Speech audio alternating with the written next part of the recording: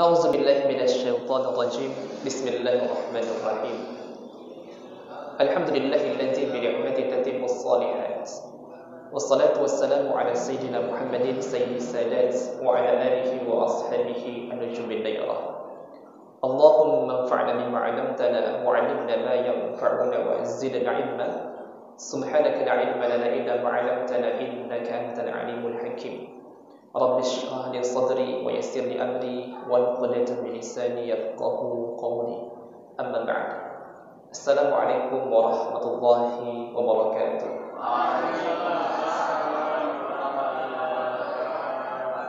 Alhamdulillah, segala puji bagi Allah atas karunia rahmat nikmat yang Allah curahkan kepada kita. Pada malam yang mulia ini Allah Subhanahu wa taala berikan taufik, berikan kesehatan, memberikan keberkahan kepada kita untuk bisa datang ke masjid yang penuh berkah ini.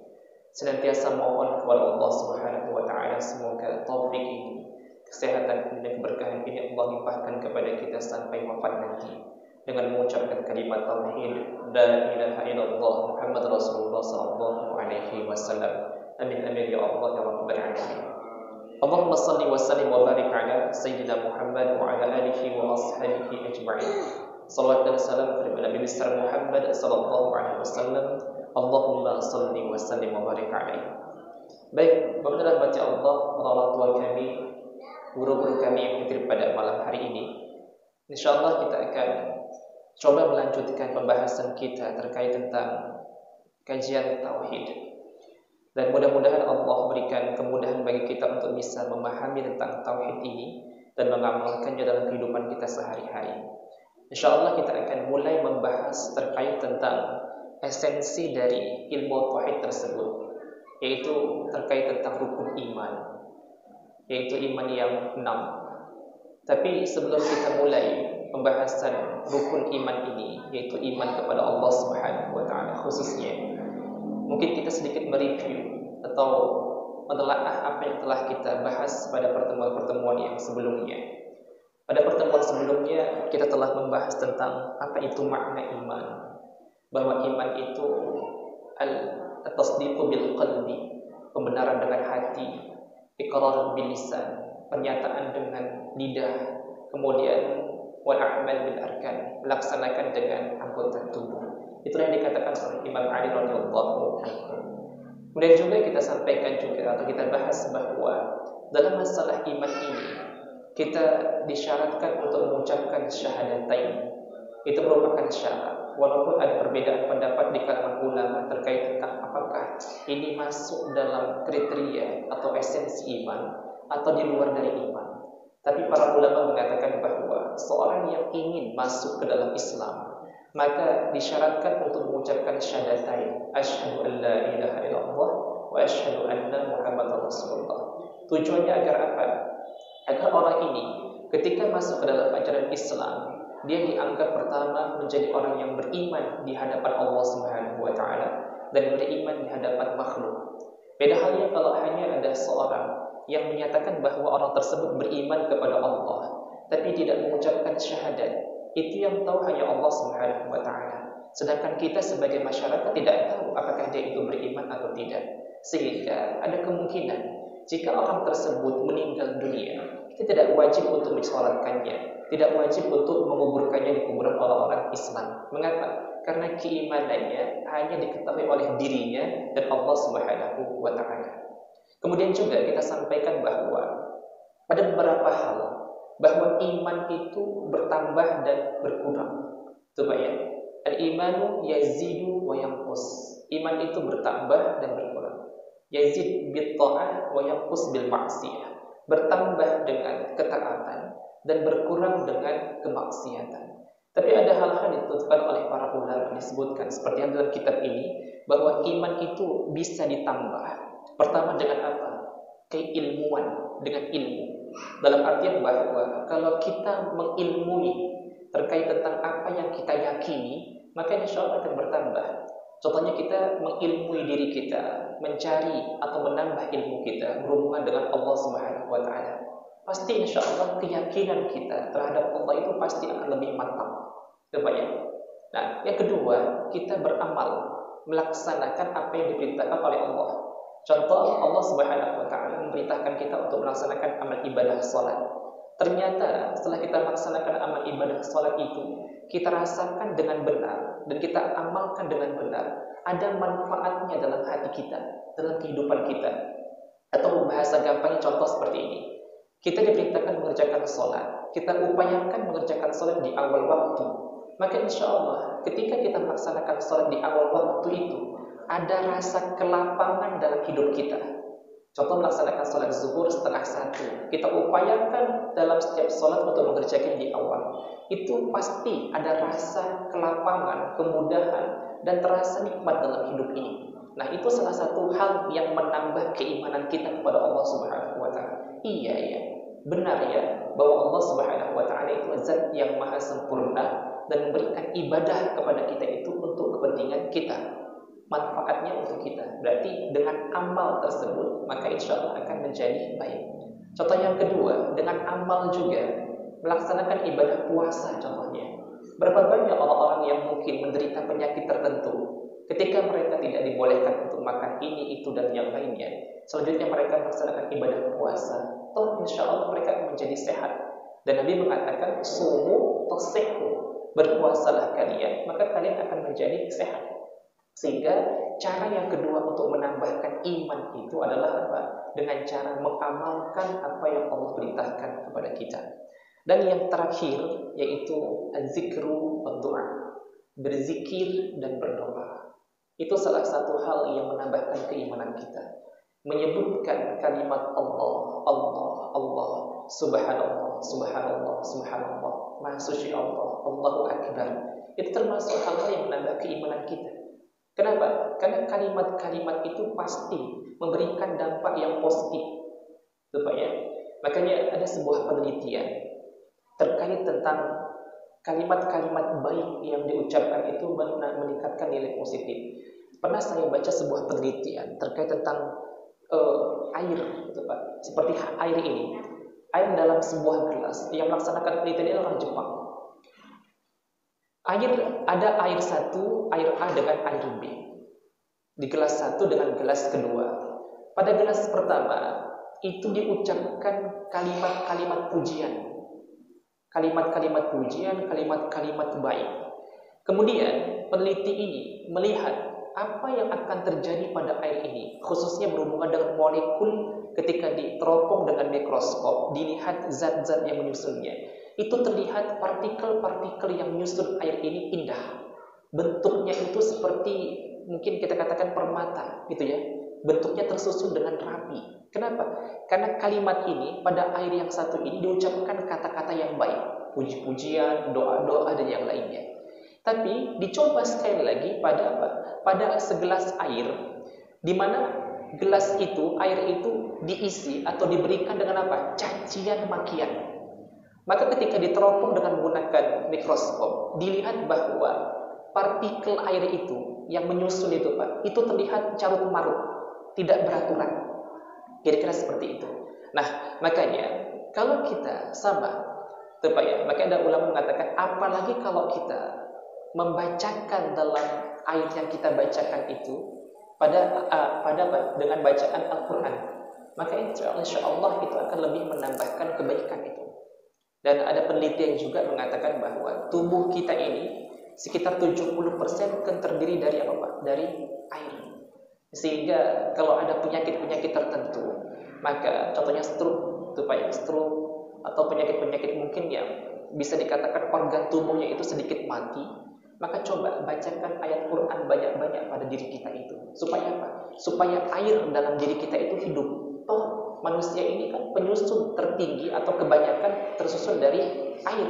Oleh karena itu supaya apa? Air yang dalam tubuh kita ini lebih baik. Itu baik. Nah, oleh karena itu ada sisi positif ketika orang itu berzikir. Itu baik. Maka tadi menambah keimanan itu dengan zikir.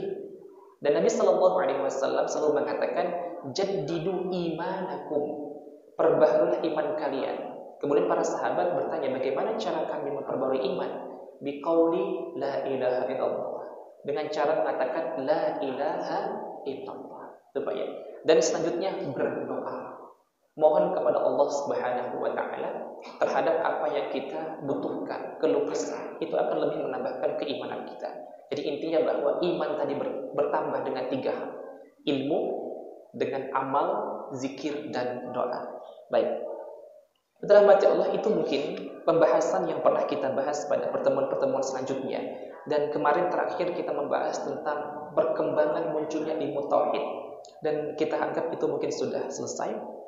Walaupun mungkin ada sedikit sepenggal yang mungkin ada belum disampaikan sedikit, tapi insya Allah mudah-mudahan sudah bisa dipahami sekilas terkait tentang perkembangan itu. Insya Allah pada malam hari ini kita akan coba masuk ke dalam pembahasan utama dari pembahasan ilmu tauhid itu, yaitu kita akan membahas satu persatu rukun iman yang ada dalam ajaran Islam. Nabi Shallallahu Alaihi Wasallam menjelaskan ketika ditanya oleh malaikat Jibril, mal iman, apa itu iman? Kemudian apa jawab Nabi Shallallahu Alaihi Wasallam? Al imanu an tu'mina billahi, bahwa iman itu yang pertama kamu beriman kepada Allah Subhanahu wa taala. Kamu percaya kepada Allah Subhanahu wa taala. Nah, terkait tentang keimanan kepada Allah Subhanahu wa taala ini, apakah kita bisa mempercayai dalam artian bahwa tadi iman bertambah dengan ilmu? Maka bagaimana cara kita untuk mengilmui, mengetahui Allah Subhanahu wa taala? Kira-kira seperti itu. Oleh karena itu, pertama ada beberapa hal yang harus kita dudukkan di sini, bahwa untuk mengenal Allah Subhanahu wa taala, maka kita harus membahas tentang sifat-sifatnya. Kenapa? Karena Al-Qur'an menjelaskan tentang sifat-sifat Allah Subhanahu wa taala. Kedua, kita harus membahas tentang apa? Asma'u, nama-nama Allah Subhanahu wa taala. Kenapa? Karena dalam Al-Quran juga, dalam hadis Nabi Sallallahu Alaihi Wasallam, Allah menjelaskan, memperkenalkan dirinya dengan nama-nama yang indah. Lahul asma'ul husna. Allah memiliki nama-nama yang husna, yang terbaik, yang paling baik. Ar-Rahman, Ar-Rahim, Al-Malik, Al-Quddus, As-Salam. Itu Pak ya. Sampai yang terakhir Asma'ul Husna. Apa Bapak Ibu? Yang terakhir Asma'ul Husna. Apa Pak? Ini As-Sabur kalau nggak salah Pak ya, As-Sabur. Nah itu kalau di tahtim atau tahlil itu Pak. Tahtim kita baca Pak ya. Atau di sini kalau wiritan tahtimnya tahtim singkat Pak. Tahtim singkat, nggak dibaca dengan Asmaul Husna Pak ya. Gitu. Rata-rata mungkin perwiritan sekarang tahtimnya tahtim singkat Pak, tidak tahtim panjang. Baik. Dan selanjutnya kita akan bahas terkait tentang dampak iman kepada Allah Subhanahu wa taala dalam kehidupan kita sebagai manusia dan sebagai umat. Baik. Insyaallah kita akan membahas Allah ini satu persatu, supaya agar lebih apa? Agar lebih kenal kepada Allah Subhanahu wa taala. Rukun iman yang pertama. Kenapa? Karena kalau ditanya mungkin kalau kita ditanya pertanyaan, contohnya, Bapak Ibu kenal dengan Presiden Indonesia? Kenal tak Bapak Ibu? Kenal. Pernah bertemu Bapak Ibu? Tidak pernah bertemu, tapi tahu. Baik. Yang kedua mungkin Bapak Ibu kenal dengan Pak Ashab? Kenal. Pernah bertemu? Sering seperti itu. Jelas seperti itu kan. Kita melihat orangnya secara langsung. Sedangkan Presiden Indonesia mungkin kita tidak pernah bertemu, tapi kita pernah melihatnya. Dan kita yakin terhadap adanya presiden itu. Kalau ditanya lagi, Bapak Ibu percaya adanya negara Jepang? Percaya Bapak Ibu? Percaya. Pernah ke sana Bapak Ibu? Enggak pernah. Kalau mungkin ada yang mengatakan kepada kita, Jepang itu tidak ada. Mungkin kita katakan kepada orang itu apa? Orang ini mungkin kurang pengalaman, kurang ilmu. Bahkan kita katakan bisa jadi dia gila tuh Pak ya. Karena mengingkari sesuatu yang disepakati oleh halayak ramai. Semua orang sepakat bahwa Jepang itu ada. Tuh Pak ya. Bapak Ibu percaya adanya Makkah? Percaya gitu. Pernah ke sana? Mungkin ya belum pernah. Tapi kita yakin bahwa tempat-tempat tersebut ada di dunia ini. Dan walaupun kita tidak pernah datang ke sana. Nah, makanya sama juga. Kalau ditanya, Bapak Ibu yakin terhadap adanya Allah? Ada Bapak Ibu percaya bahwa Allah itu ada? Percaya. Pernah bertemu dengan Allah? Tidak pernah. Pernah melihat Allah Subhanahu wa taala? Nah, pada dasarnya bukan karena Allah tidak bisa dilihat, tapi karena memang keterbatasan panca indera, keterbatasan anggota tubuh yang kita miliki itu.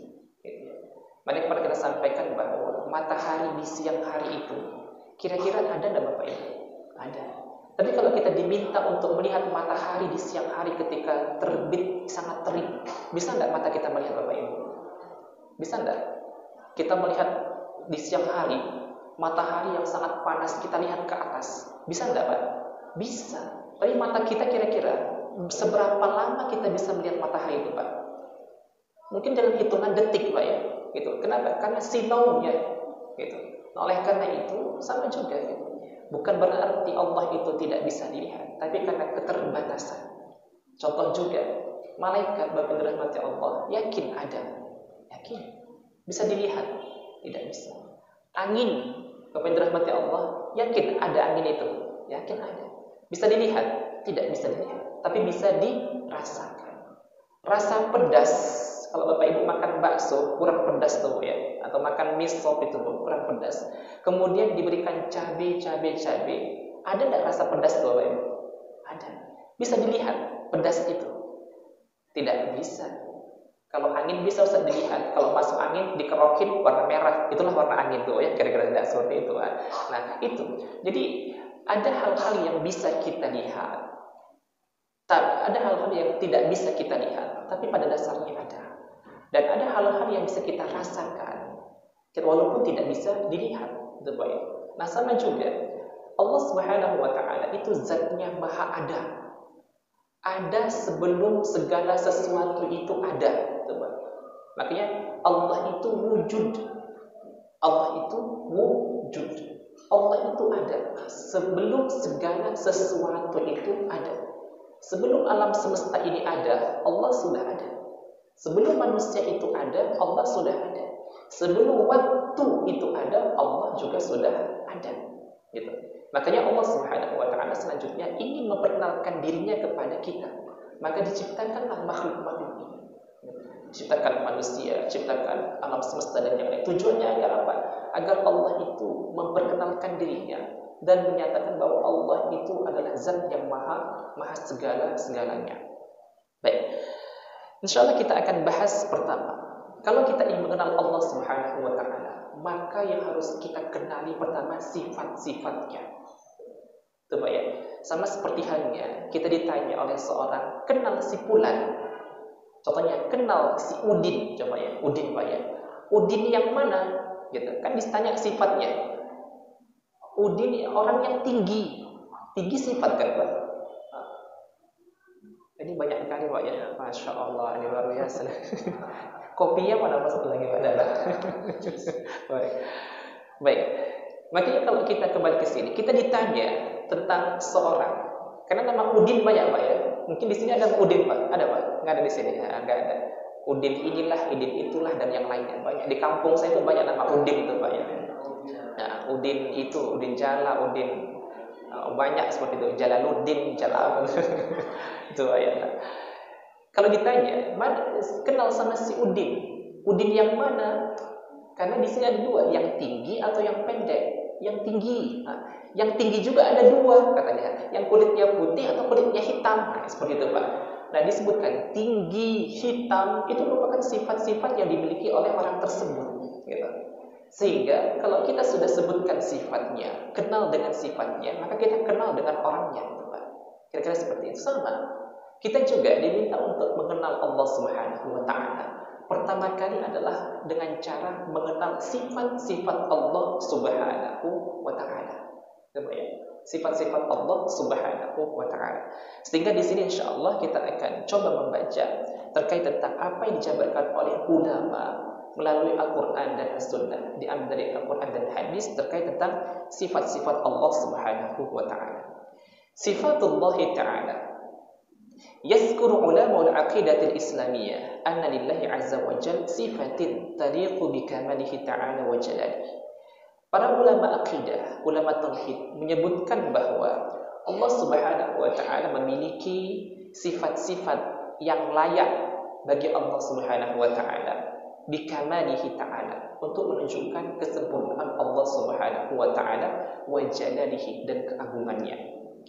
Wa yajibu ala kulli mukallafin an ya'lamaha ilman tafsiliyan, dan wajib terhadap setiap mukallaf. Siapa itu mukallaf? Mukallaf itu kita, Pak. Orang yang sudah diberikan beban tanggung jawab untuk melaksanakan ibadah, atau dikatakan orang yang sudah balik, akil balik, berakal, dan sudah sampai umur di mana dia wajib melaksanakan amal ibadah tanggungan agama ini. Supaya laki-laki contohnya umur berapa? Umur sekitar 15 tahun. Kalau perempuan sekitar sudah masuk ke waktu menstruasi atau haid. Itu disebut dengan orang-orang yang sudah mukallaf. Nah, bagi kita yang sudah mukallaf, wajib mengenal atau mengetahui sifat-sifat Allah Subhanahu wa taala ini secara terperinci atau secara detail. Ini Pak ya. Nah, apa-apa saja nanti kita akan bahas. Wa yuqimu 'alaiha al-burhan wad dalil, dan meyakinkan hal itu dengan penjelasan dan dalil. Kullun ala hasabi taqatihi, masing-masing berdasarkan kemampuannya. Ya, jadi tidak, dalam artian tidak secara detail sekali sebenarnya kita itu diminta mengenal. Contohnya sifat wujud Allah, wujud hidam baqa itu Pak ya. Dalil wujud itu apa? Gitu. Ya, secara mudahnya kita katakan wujud adanya kita ini, adanya alam semesta ini, wujud atau dalil adanya Allah Subhanahu wa taala. Karena tidak mungkin sesuatu itu bisa terjadi sendiri tanpa ada pencipta. Kursi ini bisa ada di depan saya, pasti ada orang yang mengangkatnya. Tadi Bapak yang mengangkatnya. Tidak mungkin tiba-tiba datang. Tiba-tiba itu tidak bisa seperti itu. Gitu. Walaupun mungkin kita katakan seperti halnya sihir atau sulap, Bapak ya. Sihir atau sulap. Tiba-tiba mungkin disulap, ditutup dengan kain, kemudian di muka kain tersebut ada benda ini datang di depan kita. Tapi itu kita apakah meyakini tiba-tiba datang sendiri? Tidak. Pasti ada sesuatu yang mendatangkannya. Nah, baik itu jin atau tipu daya, tipu mata, dan yang lainnya. Intinya ada hal-hal atau orang yang mendatangkan, yang membawa benda-benda itu. Coba ya, kira-kira seperti itu. Nah, makanya sifat-sifat ini harus kita ketahui. Tapi untuk mencari dalilnya secara detail, secara terperinci, secara khusus, itu dikembalikan kepada kemampuan kita masing-masing. Itu kira-kira seperti itu, Pak. Contoh dikatakan tadi kan dalil wujud, ya, dalil wujud adanya Allah itu ya apa? Ya karena adanya kita, adanya alam semesta. Terus bacaan Qur'annya, dalil Qur'annya apa? Tidak tahu kita, tidak masalah seperti itu. Kenapa? Karena pada dasarnya kembali kepada kemampuan kita masing-masing. Kita mungkin orang awam, ada yang belajar, ada yang masih yang sudah tidak belajar lagi, yang sudah tua. Nah, itu Allah Subhanahu wa taala mentoleransi. Yang penting kita percaya bahwa Allah itu ada, kira-kira seperti itu. Baik. Nah, terkait tentang sifat-sifat Allah Subhanahu wa taala ini, ulama membagi. Ada 6 sifat Allah Subhanahu wa taala, ada 6 bagian. Wa hadhihi sifatu sittatu aqsam. Sifat-sifat Allah ini terbagi menjadi 6 bagian atau 6 kelompok. Hiya, yang pertama, as-sifatun nafsiyah. Yang pertama disebut dengan sifat nafsiyah. Itu ya. Jadi sifat yang pertama dari 6 sifat itu disebut dengan sifat nafsiyah. Yang masuk dalam kategori sifat nafsiyah itu apa? Wahiyah al-wujud. Wujud dikatakan sifat nafsiyah. Apa arti wujud, Bapak Ibu? Artinya ada.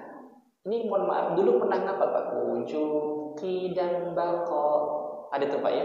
Nah, pernah ngaji di sekolah ibtida'i sore tuh Pak, itu sering diajarkan itu. Wujud, qidam, baqa, mukhalafatul hawadith, qiyamuhu binafsi, wahdaniyah, qudrah, iradah, ilmu, sama, basar, apa lagi Pak? Kalam. Nah itu Pak, kira-kira seperti itu. Masih ingat Pak ya? Nah ini kalau nggak lulus SD nanti Pak ya. Baik. Jadi sifat yang pertama disebut dengan sifat nafsiyah. Sifat nafsiyah itu apa? Wujud. Artinya ada. Artinya ada kalau dalam bahasa kita.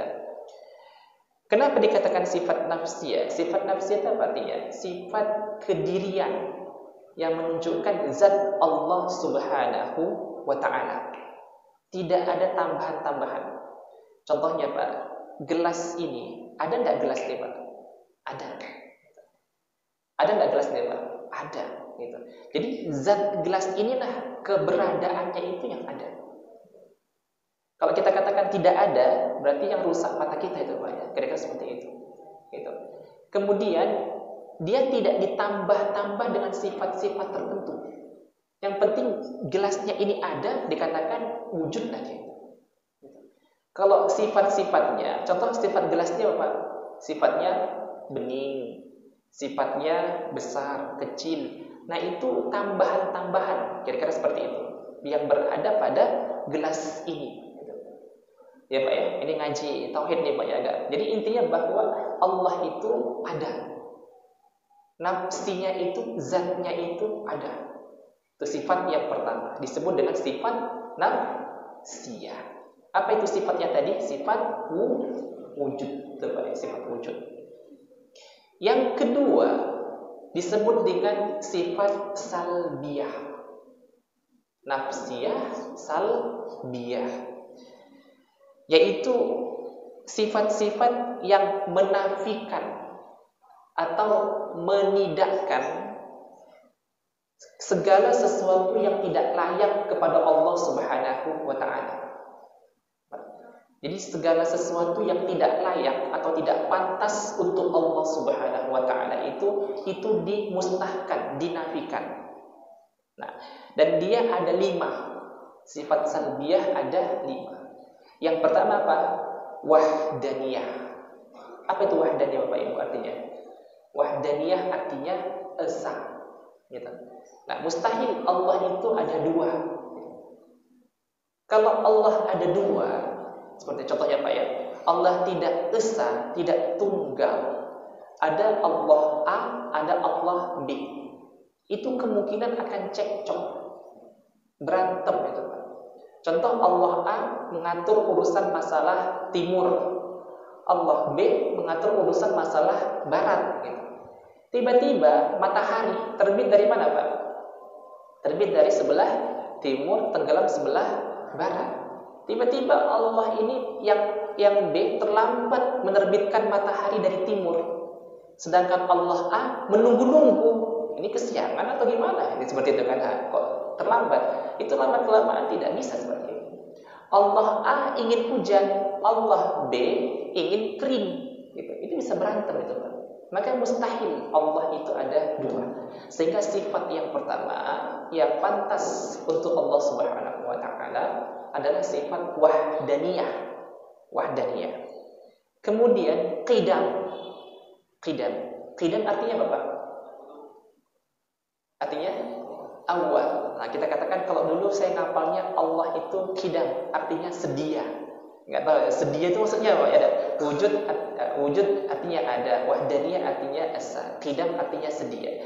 Tapi nanti kita bahas qidam itu tidak berpermulaan. Kira seperti itu. La awwala li wujudihi. Tidak ada permulaan terhadap adanya. Kita ini sekarang ada. Contohnya saya ada. Di alam dunia ini ada. Adanya saya itu ada permulaan. Ya enggak Bapak Ibu? Adanya Bapak Ibu semua ini ada permulaan. Permulaannya kapan Bapak Ibu? Ketika lahir. Nah, itu Pak. Ketika lahir keluar dari perut ibu, itulah permulaan adanya kita. Kira-kira seperti itu, itu Pak ya. Tapi Allah Subhanahu wa ta'ala ada tanpa permulaan. Coba. Masjid ini ada. Kapan mula adanya? Ketika peletakan batu pertama, mungkin itu mulai dikatakan adanya masjid ini. Tapi kalau Allah itu, adanya Allah tidak berpermulaan. Baik, tidak ada tanggal lahirnya, tidak ada awalnya. Kemudian al-baqa, selanjutnya wahdaniyah, qidam, baqa. Apa arti baqa Bapak Ibu? Kekal. Arti kekal itu apa? Maksudnya apa? Tidak ada akhirnya, Bapak Ibu. Kalau kita manusia ada awalnya, ada akhirnya. Allah itu tidak ada awalnya, qidam, tidak ada akhirnya, baqa. Kalau ada awalnya, ada akhirnya, disebut dengan makhluk. Ada awalnya, ada akhirnya, disebut dengan makhluk. Setiap makhluk pasti akan binasa. Kira-kira seperti itu, Pak. Nah, makanya nanti ada beberapa klasifikasi atau kategori makhluk itu atau zat-zat yang ada itu. Ada awal, ada akhir. Siapa itu? Makhluk. Dimana seperti itu. Ada awalnya, tapi tidak ada akhirnya. Apa itu, Pak, kira-kira? Ada awalnya, tapi tidak ada akhirnya. Ada tak? Surga neraka. Ada yang mengatakan seperti itu, Pak ulama. Surga itu ada awalnya, ada, Pak? Ada. Gitu. Apakah surga itu sudah ada sebelum Allah itu ada? Tidak. Allah yang menciptakan surga. Tapi surga neraka itu kira-kira berakhir tidak, Bapak Ibu? Tidak berakhir.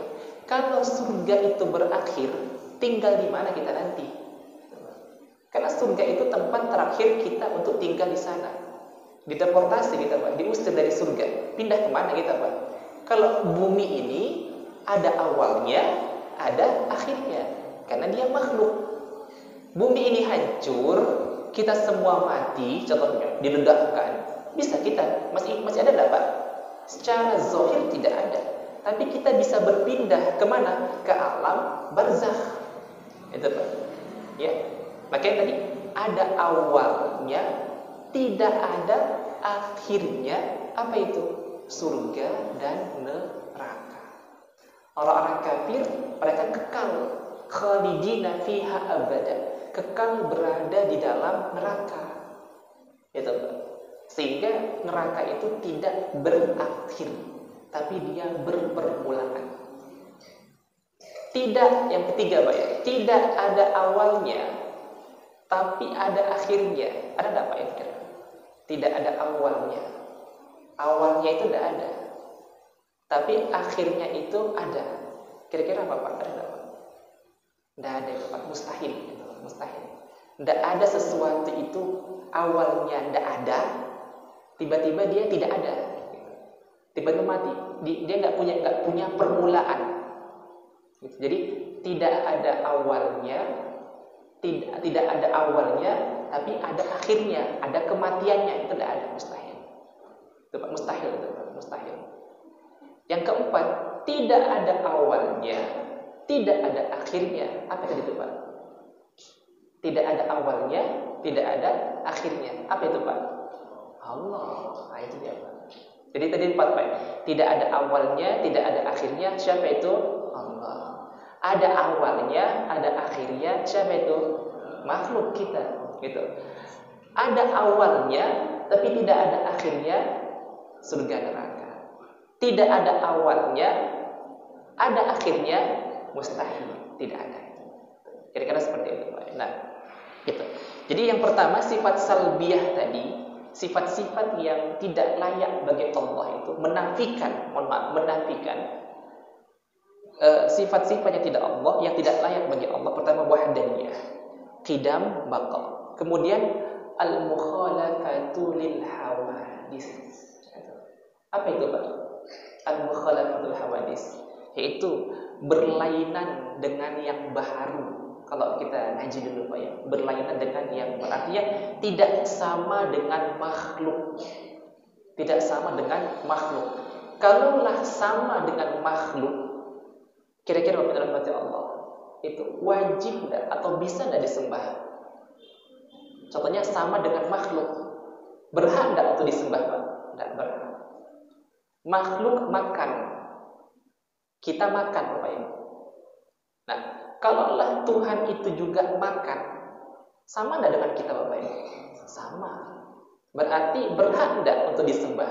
Tidak bisa. Makanya ini menafikan atau menyelisihi agama Nasrani. Nabi Isa itu makan enggak Bapak Ibu? Makan. Jadi kalau makan itu, mohon maaf, maka di Quran itu yakul wa yashrab, yakul ta'am, disebutkan bahwa Nabi Isa itu memakan makanan. Kalau makhluk itu makan, berarti ada sesuatu yang dikeluarkan, Pak ya. Mengeluarkan apa Pak? Kotoran. Gitu. Kita buang kotoran Pak ya. Kalaulah buang kotoran, berarti ada sesuatu yang kotor dalam diri kita ini. Berarti masa Tuhan tidak bisa dikatakan subhanallah, maha suci Allah. Kenapa? Karena masih ada kotoran-kotoran di sana.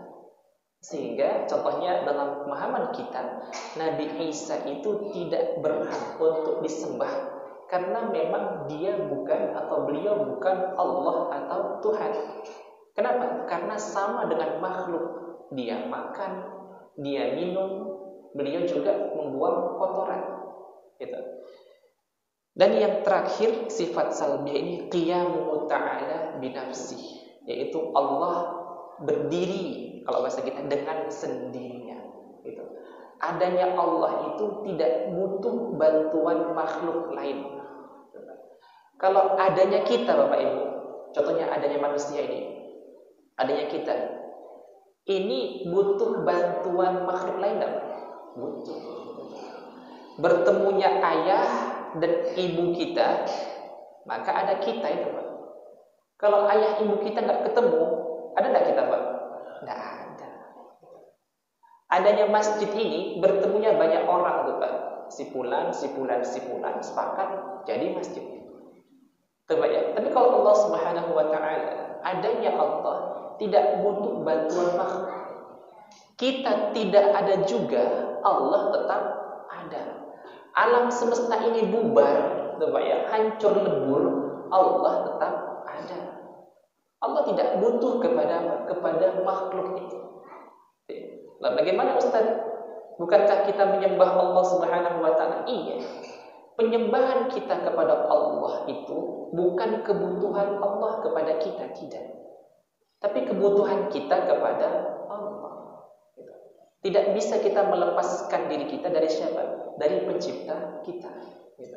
Kita mau sujud, mau tidak sujud, tidak pengaruh kepada Allah Subhanahu Wa Taala. Jadi intinya bahwa Allah itu ada, tidak butuh kepada selain Allah Subhanahu Wa Taala. Sebenarnya insya Allah ini kita akan bahas satu persatu nanti Pak ya. Satu-satu itu sifat-sifat. Ini cuma sekedar muqaddimah. Yang ketiga, tadi sifat nafsiyah, wujud. Kedua sifat salbiyah, ada 5. Wahdaniyah, apalagi kita Pak? Qidam, baqa, terus mukhalafatul hawadis, qiyamuhu binafsi. Sifat yang ketiga, kelompok yang ketiga, sifatul ma'ani. Disebut dengan sifat ma'ani. Apa itu?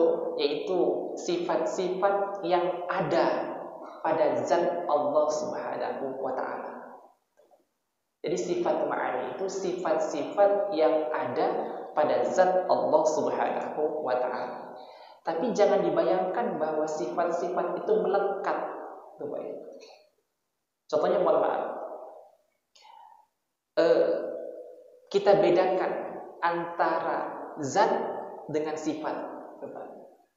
Contohnya kursi ini, zatnya Bapak, kayu, kira-kira benda keras. Sifatnya Bapak, keras. Kemudian apa lagi Pak? Warnanya coklat. Gitu. Coklat dengan warna coklat dengan zat kayunya ini berbeda enggak Pak? Warna coklat dengan kayunya ini berbeda enggak Pak? Ada 2 hal atau 1 hal? Ada dua atau 1? Ada 2 gitu. Bisa enggak kursi ini, kayu ini tidak berwarna coklat, bisa nggak Pak? Kira-kira bisa. Kita cat dengan cat yang lain, bisa nggak Pak? Bisa. Seperti itu. Berarti cat ini lengket kepada apa? Kepada kayu. Gitu. Warna coklat ini lengket kepada kayu. Kalau begitu, ada dua. Ada kayu sendiri, ada cat sendiri. Berarti ada berapa? Ada dua. Tapi kalau Allah, jangan dibayangkan dua, tidak. Contohnya Allah Maha Mengetahui, Alim. Jangan dibayangkan Allah sendiri, sifat mengetahui itu sendiri. Berarti ada dua di sana, tidak. Seperti itu Pak. Gitu. Kalau manusia bisa Pak.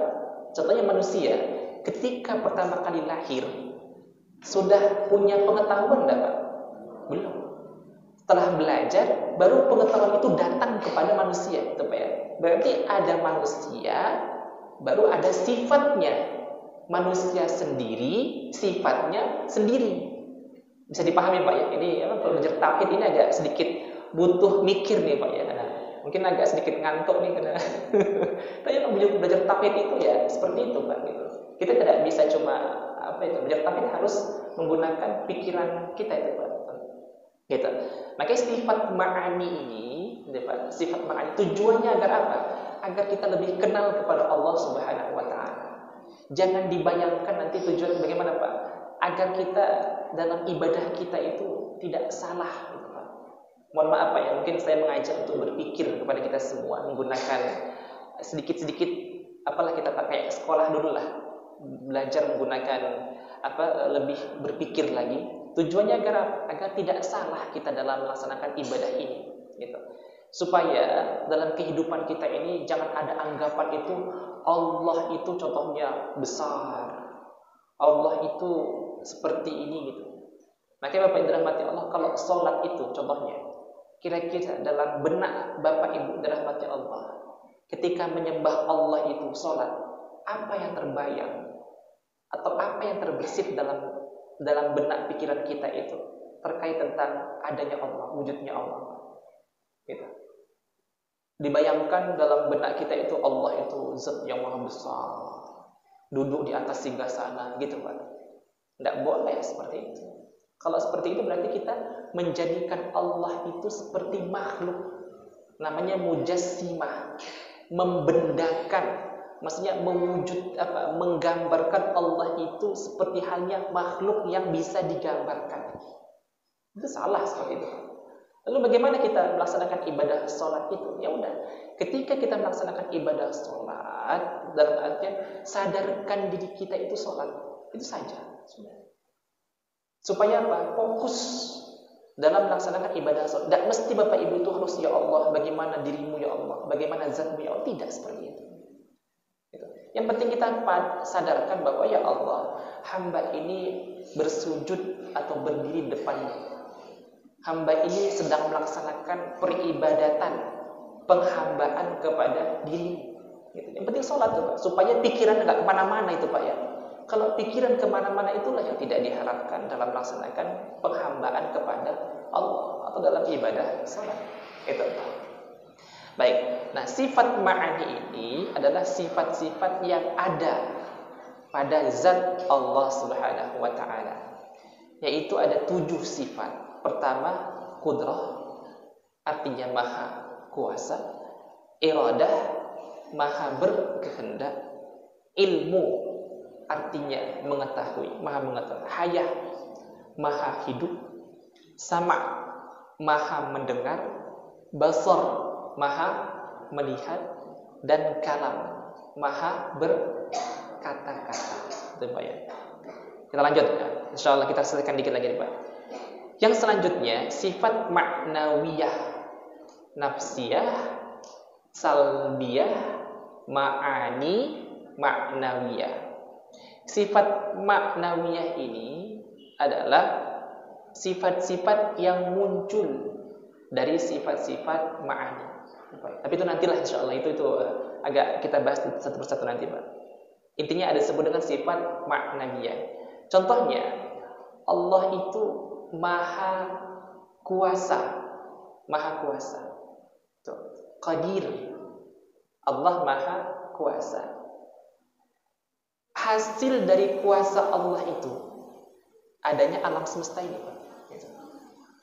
Adanya kita, alam semesta ini, itu hasil dari kuasanya Allah Subhanahu wa Ta'ala. Sama seperti halnya Bapak memiliki kekuatan, kekuasaan, kemampuan. Contohnya punya kekuatan bisa membuat kursi ini, gitu. Maka kekuatan itu hasilnya apa? Adanya kursi. Kira-kira seperti itu, Pak, ya. Kaunuhu qadiran. Maka keadaan Allah itu maha kuasa. Itulah dia. Satu. Begitu juga terkadang ada orang-orang tertentu yang mereka punya kekuasaan, punya kekuatan, tapi tidak bisa mengerjakannya sendiri. Itu, Pak, contoh seperti itu. Contoh, mohon maaf, kalau ditanya siapa yang membangun jalan tol, Pak? Mungkin siapa yang bangun jalan tol di Indonesia? Coba, Pak Jokowi, presiden yang membangun itu. Apa presiden sendiri yang mengerjakan ngadoni semen itu, Pak? Kemudian beliau sendiri yang eskavator dan yang enggak, Pak? Enggak kan? Nah, siapa yang mengerjakan itu, Pak? Kontraktor, pekerja. Kira-kira seperti itu, Pak. Para menteri, gitu kan? PUPR dan yang lainnya, gitu, Pak. Gitu. Nah, itulah. Jadi kekuatannya itu, kekuasaannya itu terbatas. Punya kekuatan, tapi tidak bisa dikerjakan dengan sendiri. Kira-kira seperti itu, Pak. Bisa dipahami, Pak, ya? Nah, itu. Tapi Allah Subhanahu wa Ta'ala tidak seperti itu. Sedangkan bagaimana dalam Al-Quran? Bukankah Allah itu punya para malaikat? Terkadang contohnya Allah menurunkan Al-Quran dengan bantuan, bukan dengan bantuan, melalui perantara malaikat Jibril. Apakah Allah tidak bisa menurunkan Al-Quran itu secara langsung kepada Nabi Muhammad SAW? Bisa. Tapi kenapa Allah ingin menunjukkan kekuasaannya? Kenapa? Karena contohnya kalau raja atau presiden tadi bisa tidak dia mengerjakan itu sendiri? Mungkin bisa, tapi kewalahan, Pak. Tapi untuk menunjukkan jabatannya, kekuasaannya, maka memerintahkan kepada para pengawal-pengawal yang akan menjadi ini sudah kira-kira Allah Subhanahu wa Ta'ala. Ya, Allah kan Raja Maharaja, Malik Yaumiddin. Nah, makanya Allah merintahkan para malaikat itu bukan karena butuh, tapi karena menunjukkan kekuasaan Allah Subhanahu wa Ta'ala. Itu jadi sifat ma'nawiyah. Yang kelima, sifatul af'al, yaitu ma warada fil Qur'ani wasful khaliq. Itu sifat-sifat af'al, sifat-sifat perbuatan Allah Subhanahu wa Ta'ala. Seperti halnya Allah Maha memberi rizki. Kalau ditanya siapakah yang memberi rizki kita? Jawabannya pasti Allah. Allah Maha memberi kabar gembira, atau Allah Maha memberi segalanya. Itu Allah. Disebut dengan sifatul af'al. Dan yang terakhir itu apa? As-sifatul jami'ah. Sifat secara kompleks atau secara umum. Seperti apa? Allah Maha tinggi, Allah Maha agung, Allah Maha besar, Allah Maha sombong. Nah, itu sifat-sifat Allah Subhanahu wa Ta'ala. Jadi intinya bahwa untuk mengenal Allah Subhanahu wa Ta'ala, kita harus kenal sifat-sifat Allah Subhanahu wa Ta'ala. Tidak bisa kita tidak kenal dengan sifat-sifat Allah. Tujuannya agar menambah rasa iman kita kepada Allah Subhanahu wa Ta'ala. Bapak Ibu dulu ketika menikah, bapak menikah dengan ibu. Kira-kira setelah kenal dengan sifat asli ibu, atau ibu kenal dengan sifat asli bapak, makin cinta atau makin benci, Pak? Makin cinta, atau sebaliknya makin benci? Oh, ini ternyata aslinya, gitu aja. Tapi intinya bahwa ketika kita mengenal seorang itu dari sifatnya, itu akan tumbuh rasa yang lebih dari sebelumnya. yang selanjutnya kita akan coba mengenal sifat-sifat tersebut. Apa itu wujud, apa itu qidam, apa itu baqa. Itulah pembahasan tauhid yang berkaitan tentang Allah Subhanahu wa taala. Setelah itu baru kita akan beranjak kepada nama-namanya. Sudah tahu sifat-sifatnya, baru kita pindah kepada pembahasan nama-nama Allah yang kita kenal dengan Asmaul Husna. Ada Ar-Rahman, ada Ar-Rahim, Al-Malik, Al-Quddus. Itulah dia. Baru nanti kalau sudah kenal sifatnya, sudah kenal namanya, kira-kira kita amalkan itu berdampak tidak dalam kehidupan kita sehari-hari? Insya Allah akan berdampak. Kenapa? Karena kalau kita sudah kenal Allah, kenal namanya, kita berusaha untuk mencontoh sifat-sifat Allah itu. Sifat-sifat yang bisa memang kita contoh. Sehingga dalam agama ini pernah kita sampaikan definisi agama itu apa? Definisi atau pengertian agama itu adalah usaha kita untuk mencontoh sifat-sifat Allah Subhanahu wa taala, atau usaha kita untuk mencontoh nama-nama Allah Subhanahu wa taala. Walaupun tidak sempurna, tapi kita berusaha untuk mencontoh sifat-sifat Allah. Contoh, Allah Maha Pemberi rahmat. Kita juga diminta untuk memberi rahmat kepada sesama. Allah Maha Pengasih. Kita juga diminta untuk menjadi orang yang welas asih. Allah Maha Sabar. As-Sabur, sama. Kita juga diminta untuk menjadi orang yang sabar. Apalagi Pak? Allah Maha Mengetahui, alim. Sama. Kita diminta untuk menjadi orang yang punya ilmu pengetahuan. Kalau kita upayakan untuk mengenal contoh apa sifat-sifat Allah itu, insya Allah bisalah ada dampak dalam kehidupan kita sehari-hari. Supaya oleh karena itu inilah pembahasan kita malam hari ini. Mudah-mudahan apa yang disampaikan bisa kita pahami dan insya Allah bisa kita coba untuk resapi terkait tentang pengenalan kita kepada Allah Subhanahu wa taala. Baik, dirahmati Allah, mungkin ini pembahasan kita malam hari ini. Insya Allah kita akan lanjutkan di pertemuan yang akan datang. Baik, sebelum ditutup mungkin ada diskusi apa ingin ditanyakan atau apapun itu, silahkan Bapak yang dirahmati Allah. Baik, aman Pak? Pas? Tidak ada Pak? Baik, tidak ada Pak? Tidak apa-apa, insya Allah. Kalau tidak ada pembahasan atau sesuatu yang sudah dipahami, ini kira-kira masuk tidak ini Pak ini? Belum Pak ya, belum. Insya Allah. Ya Pak.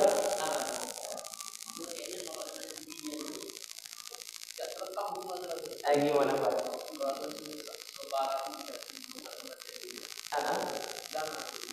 Baik, insya Allah Pak. Coba nanti kan saya tulis-tuliskan insya Allah.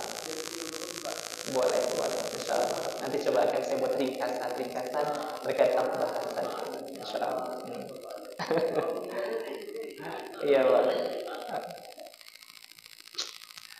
Baik.